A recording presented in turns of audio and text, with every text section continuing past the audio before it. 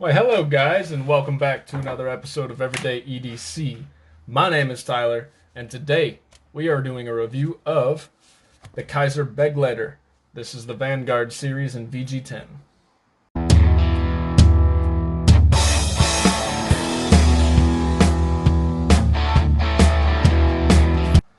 The Kizer Begleiter actually means companion in German, and I'm sure I'm totally butchering that pronunciation if that's actually German.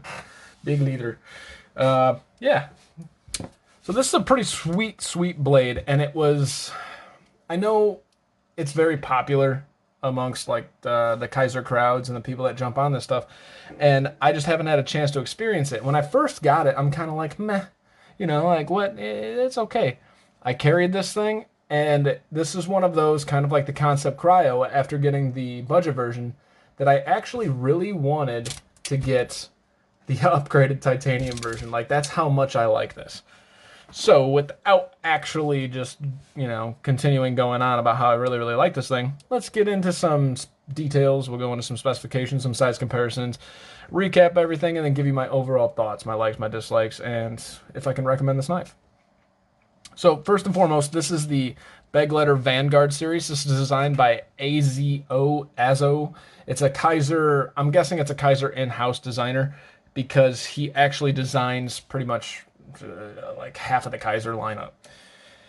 Along with that, this is made in China, also because, it's a Kizer, made in China, for those of us that matter. The frames, these are made out of G10. This is a stainless steel pivot. Got a pivot pin right here, stainless steel. What I'm thinking is actually a stainless steel pivot collar because I took a magnet to it and it seemed to hit everywhere on there. Now, there's some stainless steel liners which it might have tried to pick up, but I'm not sure if that's the case or not. So I'm fairly certain this is stainless steel, this blue collar right here. It may not be stainless steel, it may be aluminum, but it's just an anodized color. I'm pretty sure it's stainless steel. Moving on.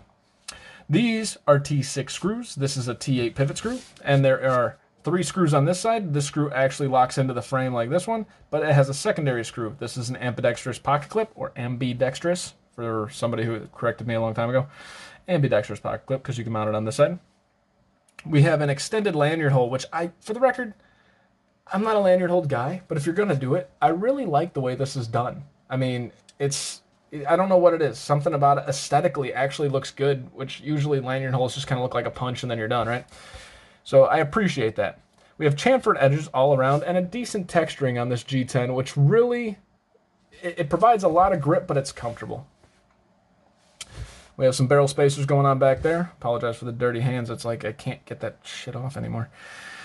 And just an okay pocket clip. There's nothing special about this. It's just whatever. I mean, it works just fine. It's got kind of a bill that comes out that's going to catch on something.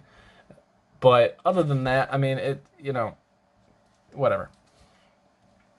These, let's get the flashlight out here.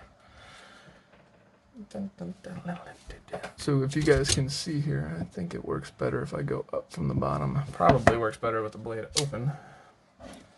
So you guys can see here that there is milling on the show side, but there is no milling on the liner lock side. Now that the blade is open, let's talk about this blade. This is a fully flat ground G10 blade. This is a titanium nitrate coating on this guy, I believe. And on the blade, you have your Kizer logo, you have the VG10, and then some sort of serial number or model number. On the other side, you have the designer and the name of the blade. There's kind of a lot going on. It seems to be a typical Kizer thing where they put a lot of billboarding on there. Not a huge deal, but take that for what it's worth, I guess. I'll keep saying that. We're going to stop that. Full flat grind. That's what's awesome about this. This blade is an absolute laser beam. I have no idea what it is behind the edge. I'm excited to check it, but I have no idea. It's a full flat grind, and it's just so nice. This blade is fantastic. Got a nice little sharpening choiled right there. Done pretty good. Some thumb studs here that are relatively functional. Nothing special about those. And there's not much special about this blade. I don't carrying it, and that's why it didn't stand up when I first had it. I looked at it and I'm like, I think I traded Jake for this blade in order to kind of get some more content and all that. But I was just interested in reviewing it because I knew it was a popular model. But looking at it, I'm like, there's nothing too special about this guy. And I was wrong. There's nothing special about it, but everything is done so right. And you could tell, the fit and finish is fantastic. This runs on it's weird. It goes phosphor bronze, Teflon, phosphor bronze on either side. So there's 3 washers on either side. Phosphor bronze, Teflon, and then phosphor bronze again. The action is okay. There's nothing special about the action. I do find myself doing a wrist flip with it every single time. I can reverse flick it, but I have to flick it with the wrist. And see, we failed there. There is no side to side, and when there is no side to side and the action's fine, the blade is pretty darn center. So I have no complaints there. Let's get into some specs. We'll jump into some size comparisons, and then we will do my overall thoughts on the Kizer Begleiter. My accents are friggin' awful. I'm gonna stop. I apologize. All right. So the overall weight of this guy's coming in at a whopping 3.75 ounces, which isn't that bad because this is a relatively long blade, but it's a narrow knife, so you're kind of like, okay, one or the other. I don't have a problem with the weight. It's so thin, the carry profile is pretty damn good. The overall length of this guy is coming in at, stop moving around, coming in at just about 8 1/4. The overall blade length is coming in at just about 3 1/2, and the cutting edge is coming in at just about 3 1/4. So for a 3.75 ounce blade or ounce knife, and you're getting your weight, you're almost getting the weight to the weight to blade length ratio there. You're missing it by about 1/4 of an inch. Not a huge deal. I never even actually go over that. Blade stock's coming in at 125 thousandths. This is where I'm excited. The behind the edge thickness is coming in right around 20 thousandths there, and right around 20 thousandths at the tip. So not quite Civivi style laser beam, but it's I'm telling you guys, I've been using it and I'm loving it. Like I said, it's not the stats, none of the stats are showing something special to me, but this knife is special. The overall height in your pocket is coming in at 1.08 inches, and the overall width in your pocket is coming in at 0.48 inches. So put that into perspective. Your Para 3 is coming in at a 1.66 inches. Your Para 2 is coming in at a 1.6 inches, and your Manix 2 is coming in at a 1.74. So here is your Spyderco PM2 and your Spyderco Para 3. As you can see, it's just about the same length as the PM2. I'm not sure if the Tonto versus the regular PM2 is longer or shorter, but it's a pretty decent size reference either way. And here is your Spyderco. I keep wanting to say Civivi. Here is your Spyderco Para 3. And as you can tell, this thing's probably about half an inch longer than your Para 3, but the carry profile up against your Para 3 longer, but as you can see, much, much better and more narrow in your pocket. Let's jump into your CJRB feldspar and your CJRB mini feldspar. As you can see here, it is a little bit longer than your regular size feldspar just because of the way this ass end kind of kicks out here. And it's much longer than your mini feldspar. I feel like I don't need to say that. Like, you guys, if I say it's like longer, or it's just as long as your regular size feldspar, you're like, duh, obviously it's longer than the mini.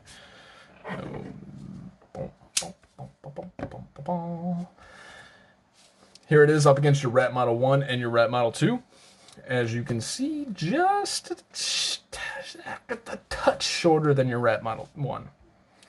Obviously, much longer than your Rat Model 2.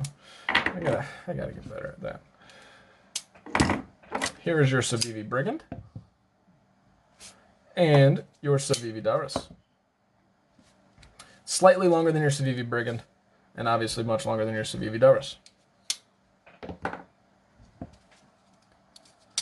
So what are my overall thoughts? Let's do a quick recap first, I guess. So this blade is VG10. It has about a 3.5 inch length in the blade, and it has G10 with stainless steel liners. It has phosphor bronze mixed with Teflon washers. This thing is relatively... That intermission, dogs went a little berserk outside. So while this thing is relatively average all around, you got a 1.25 inch blade stock with a 20 thousandths behind the edge. You have about a 50 thousandths thick, and it's relatively narrow for your carry. It's not a deep carry. It sounds all negative. There's just something about this that is so just yes. It's like yes, it's straightforward, but the function is just so good. The ergonomics are pretty good for a narrow knife. Most narrow knives ergonomics are just, you're kind of like, I wish there was more. This in hand, it doesn't bother me. Now, I'm not going to be able to work all day long with this, but for most tasks that a knife is going to do of this caliber, you're going to have zero issues with the ergos. What are my likes? Actually, you know what? Let's end on a positive note, and let's say what are my dislikes first. My dislikes, the action is okay. For the three washer setup, I don't... Sometimes I really don't understand the logic behind doing all these washers. I understand that it kind of compensates for the tolerances, and it's a much cheaper knife. By the way, this knife is coming in at $59 on Blade HQ. This version in particular is sold out, but they have versions in micarta, they have versions in G10, they got versions in some other stuff out there, but they also have different blade steels. They got BD1N, they have 154 CPM, or CPM 154 CM, not CPM 154. VG10, and then there's a couple others, and it's just, they got a $100 M390 Jade version. Like everything from Blade HQ is like this Jade and M4, or Jade and M390 or Jade and M4. They have a $100 M390, and it's from Kizer, so you can trust the value there. I mean, Kizer's fit and finish is fantastic. I wouldn't imagine that they would run the risk of just cheaping out on some of the heat treat to sell at $100. So realistically, $100 for M390, you're not going to find that anywhere else but Tucson, right? Or unless you're going to, say, the bare knuckle from Kershaw at the 20 CV, which I believe is at KnifeWorks, maybe? There's a special version out there. I think it's at KnifeWorks. That's like 110. But, I mean, as you can see, the action's not bad. And I can reverse flick it. I got stuck there. I can reverse flick it when I flip it like that. And jackass. There we go. So, realistically, I got off topic there. The dislikes, realistically, are the action is okay, and the pocket clip is just blah. Nothing real special about the pocket clip. What are my likes? So, first and foremost, for $60 VG10, I like it. I like it a lot. $60 VG10. And I told you guys, blade steel is all relative to the price you're paying, in my opinion. I'm perfectly fine paying $100 to $140 for S30V, right? Anything over $130, I kind of expect S35. And it's just the way that we're conditioned through people like me on YouTube that are talking about it. VG10, I'm perfectly fine paying probably anywhere from 70 to 115 to 100, maybe about 115 is the cap. This is coming in at 60. And so for that, the value alone with the blade is fantastic. I love this blade. I love the full flat grind. And it's just a very, very functional item. I hit on price. I hit on blade. I'm kind of going over my notes. The room on the handle. So I talked about the ergonomics not being great. They're not awful. But the room on the handle, when I'm holding, look at that. That's 4 fingers. And I have plenty of room on this handle. You can kind of do what you want here, and you have plenty of room. So those of you with large sausage-like fingers, you're still going to be fine because there's plenty of room for your hand to go on here. And my other like, which this thing really takes the cake, is just how narrow this is. This thing in your pocket, to put this up against, say, the PM2, right? This thing in your pocket is just an absolute just dream. It just disappears. It's kind of like, this is as narrow as I want to go on a pocket knife. And I was talking to Sammy the other day. I freaking hate the CRKT CEO. Honestly. I'm not going to try to reserve it after I'm doing the review. When I'm doing the review, I'm going to just try to be objective for the most part. I freaking hate the CEO. I do. This is as narrow as I want to go, and it fits the bill perfectly. It looks very cool. It looks kind of classy. And then there's other models that look really cool. Some of the micarta, even the Jade with the M390 looks pretty badass. So overall, this is a fantastic knife. And for 60 bucks, I wish, and you guys know I'm starting to fall out of love with Civivi. It just is so repetitive and redundant. And I get it, the whole knife world kind of is. It's just I jumped headfirst into Civivi and I'm just kind of getting tired of it. It's just so blah. Well, I wish people knew about this, and yes, they do, but I wish when they're looking at the Civivi as taken over, look at something like this. Because this, in my opinion, is a much more solid knife in hand. It feels much more substantial. Obviously, the brass and those items, you know, this is obviously super solid and well put together. And so is my Doris. But this, I mean, holding this and then holding this, you know, the qualities are so similar, and you're getting something so different from the norm with the Civivi, the full flat grind. Civivi doesn't do that other than on the Isham designs, you know, and I just really genuinely appreciate this knife. I can totally recommend this knife for 60 bucks, and if you guys haven't checked it out, I highly suggest you do. This is the Kizer Begleiter, which also means companion, for $60. My name is Tyler. This has been Everyday EDC. You guys stay sharp, stay safe, and have a great freaking day. Thanks for watching. Hey guys, thank you so much for watching. It genuinely means a lot. If you liked what you saw, please subscribe, hit the thumbs up, leave a comment. If you didn't like it, give me some feedback in the comments below and hit the thumbs down button. In case you guys don't know, I do have a Patreon, which will be listed right here. In that Patreon, we're giving bi-monthly giveaways to just the Patreons based on the number of Patreons that we have in the Patreon. We will also be giving discounts on all the knives that I sell based on the number of patrons. My name is Tyler. This is Everyday EDC. You guys stay sharp, stay safe, and have a great day.